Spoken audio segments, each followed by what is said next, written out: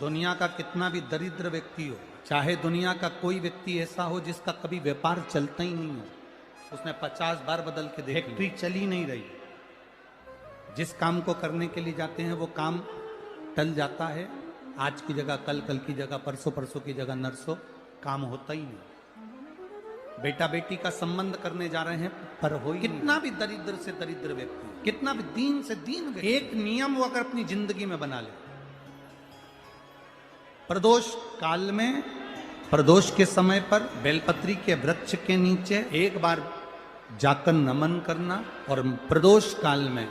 शंकर भगवान के मंदिर में दिया लगाना। ये दो चीजें अगर वो 3 महीना भी लगातार कर ले तो उसके जीवन में कभी कोई समस्या आ ही नहीं सकती, कोई दुख आ ही नहीं। एक नियम बना, जब कोई कहते तुम्हारे जीवन में कष्ट ही कष्ट, अब एक काम चालू करो, शिव की आराधना, अब एक काम चालू करो, भगवान शंकर की आराधना। 3 चीजें अपना लो। पहले नंबर पर शिव जी के मंदिर में 1 लोटा जल चढ़ाना, दूसरे नंबर पर मंदिर में दिया लगा सकते हो तो ठीक है,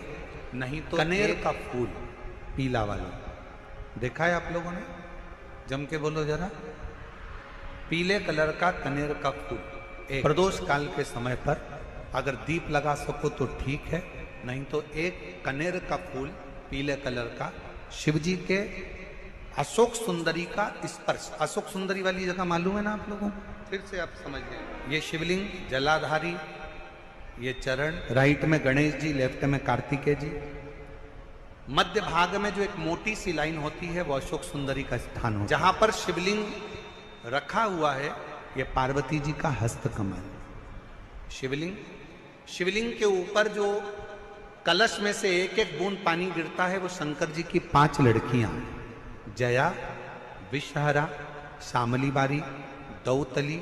देव। शिव जी के 6ठे नंबर की लड़की अशोक सुंदरी मध्य भाग में।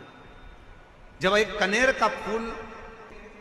प्रदोष काल में अशोक सुंदरी वाली जगह पर स्पर्श कराकर शिव जी को समर्पित करना।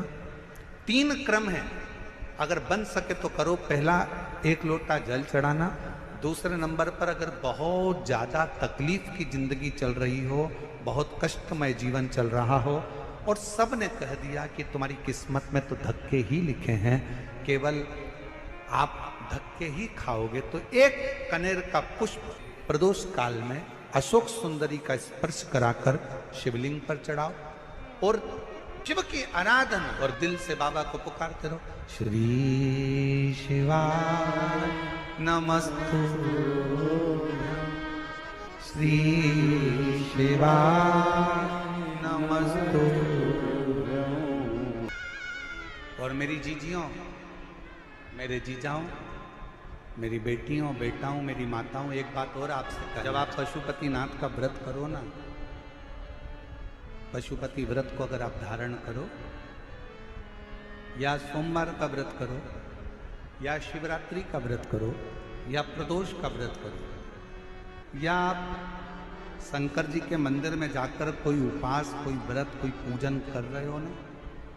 तो एक निवेदन और आज इस व्यासपीठ से करें आप लोगों के लिए। आपकी पूजन की थाली में सब कुछ है,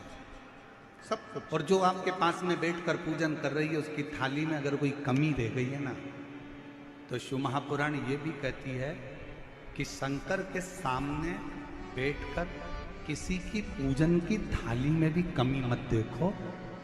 बन सके अपनी पूजन की थाली में से थोड़ा सा सामान उसकी थाली में रख दो, प्रयास करना कि वो कमी ना देखी जाए। अगर हम भगवान की साक्षी में भी अगर कमी देखेंगे तो हमारे जीवन में कमियां बढ़ती चली जाए। हम क्यों कमी? गुरुजी हमारी टेम्परेरी नौकरी है, बहुत कष्ट में हम, क्या करें हम? कहीं मत जाओ, तुम्हारे नजदीक में जो शंकर का मंदिर है उस मंदिर में जाकर झाड़ू लगाना प्रारंभ कर दो, तुम्हारे शिव जी के मंदिर में कहीं पोछा लगाना प्रारंभ कर दो,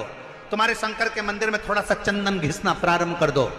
नौकरी पर जाओ, ड्यूटी पर जाओ, बच्चों को संभालो, परिवार को संभालो, उसमें से थोड़ा सा समय शंकर जी को देना प्रारंभ करो, थोड़ा सा समय निकालना शिव जी के लिए, थोड़ा सा समय। गुरुजी अभी मेरी तनख्वाह तो मात्र 8,000 रुपए मिलती है, प्राइवेट जॉब कर रहा हूं, परिवार बड़ा है, गुरुदेव दिल्ली जैसे शहर में रह रहा हूं, बहुत दुख का जीवन चल रहा है, क्या करूं? किसी को हाथ नहीं दिखाना, किसी को पत्रिका नहीं दिखाना, किसी को भाग्य नहीं दिखाना, अब जो कुछ दिखाना अपने शंकर को दिखाना, उसके मंदिर में सेवा करना प्रारंभ करो। और मेरे बाबा तेरी सबसे बढ़िया, यदि कोई एक बार शिवालय की ओर चले जाता है, शंकर की ओर बढ़ जाता है, शिवालय की ओर बढ़ जाता है, तो उसके पितर, उसके पूर्वज और उसके जीवन में कितने भी दोष हों, वो सारे के सारे दोष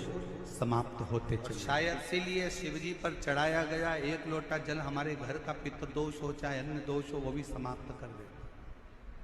कितना सुंदर कहा है। जब जिंदगी बहुत संघर्ष में चल रही हो, बहुत दुख का जीवन चल रहा हो, बहुत कष्ट का जीवन चल रहा हो, बहुत कष्टमय जीवन चल रहा हो, तब शमी के पांच एक दुर्वा के साथ एक अक्षत चावल का एक दाना हल्दी में भिंगोया हुआ हो या केसर में भिंगोया, शमी पत्र 5, एक दुर्वा, एक चावल का दाना, जो दिल से हृदय से बेलपत्री के वृक्ष के नीचे पार्थिव लिंग का निर्माण कर कर मट्टी का शिवलिंग बनाकर प्रदोष काल में, मतलब शाम के समय पर शिवलिंग बनाकर उस पे जल चढ़ाकर, जो ये 5 शमी का पत्र, एक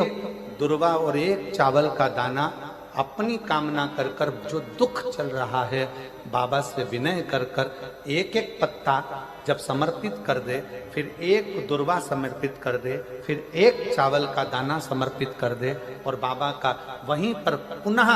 विसर्जन कर दे, 3 महीना तो जाने दो, 15 दिन के अंदर वो दुख कटता जरूर है, चाहे कोई भी दुख, किसी भी तरह का दुख क्यों। एक बेलपत्र के वृक्ष की परिक्रमा करने वाले को हजारों अश्वमेध यज्ञ का फल प्राप्त हो जाता है, हजारों अश्वमेध यज्ञ का फल प्राप्त हो जाता है। उसी तरह एक पार्थिव लिंग का निर्माण करने वाले को, मिट्टी का शिवलिंग का निर्माण कर कर पूजन करने वालों को 12 ज्योतिर्लिंग के शिवलिंग के दर्शन का पुण्य फल प्राप्त। बहुत ध्यान लगा। एक बेलपत्री, उस बेलपत्री में एक चंदन की बिंदी और एक अक्षत का दाना मात्र रखकर भी अगर शिवालय पर चढ़ा दी जाती है, एक बेलपत्री, एक चंदन का बिंदी, और चंदन फिर निवेदन करेंगे आज के जमाने में तुम लोग सब घिसा घिसाया, पड़ा पड़ाया, डब्बी का सामान ले लेकर, वो नहीं, चंदन की मुठिया रखो, थोड़ा सा भी घिसो, जरा सा भी घिसो, उसकी एक बिंदी और एक चावल का दाना, जब हम भगवान देवादिदेव महादेव को समर्पित करते हैं, अपनी कामना कर कर समर्पित करते हैं, तो निश्चितता है, महापुराण की कथा कहती है शंकर भगवान उसका फल शीघ्र प्रदान कर देते हैं। भले आपने कुछ करा ना करा, उसका फल तुम्हें मिल जाए। में जाना, लोटा भरकर जल समर्पित करना, और कभी तुम्हारे जीवन में अगर तुमको लग रहा है कि मैं दुखों से पीछा छूट ही नहीं रहा, तब उस जगह पर बेलपत्री के मध्य भाग में पीला चंदन, ये जो पत्ती है और ये 2 पत्ती हैं, ये बड़ी पत्ती और ये बीच की जो 2 पत्ती हैं, इसके बीच में जो डंडी का भाग रहता है, जो बीच में डंडी का जो भाग है, बड़ी पत्ती और ये 2 छोटी पत्ती के मध्य में जो डंडी का भाग है, उस डंडी के भाग में पीला चंदन और एक अक्षत पीला, शंकर भगवान को आप अगर प्रदोष काल में समर्पित कर रहे हैं, तो ये निश्चित है कि धीरे धीरे कर कर वो दुख समाप्त होगा, वो दुख कटेगा ही।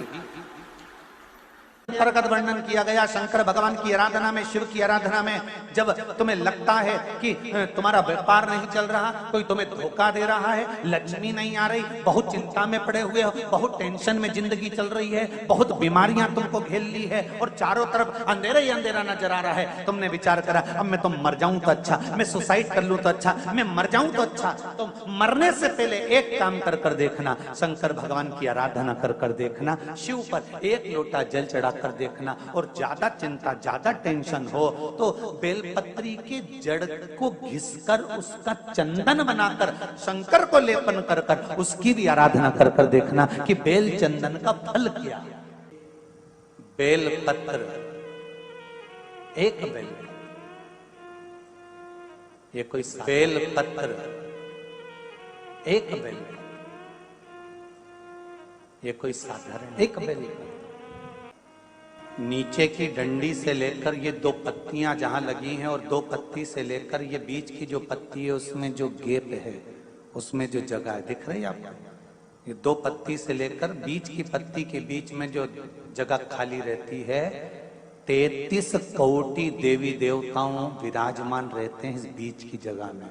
जब शिव जी को चढ़ाया जाता है तब इस पत्ती के बीच की जगह शंकर के शिवलिंग पर रखा जाता है, तो शिव जी इतने प्रसन्न होते हैं कि मेरी स्तुति करने के लिए ये भक्त 33 कोटि देवताओं को लेकर आया है, मेरी स्तुति करने के लिए। लोग चावल लाए, लोग अंबारियां लाए, धन लाए, दौलत लाए, संपदा लाए, पर एक शंकर का भक्त ऐसा होता है जो एक बेलपत्री के रूप में 33 कोटि देवताओं को, 64 योगिनियों को, आदि शक्तियों को, शंकर को समर्पित। श्री शिवाय नमस्तुभ्यम, श्री शिवाय नमस्तुभ्यम, हर हर महादेव। यह उपाय आप लोग जरूर करें। इस उपाय को करने से होगी हर मनोकामना पूरी, हर कष्ट रोग दूर। श्री शिवाय नमस्तुभ्यम, हर हर महादेव।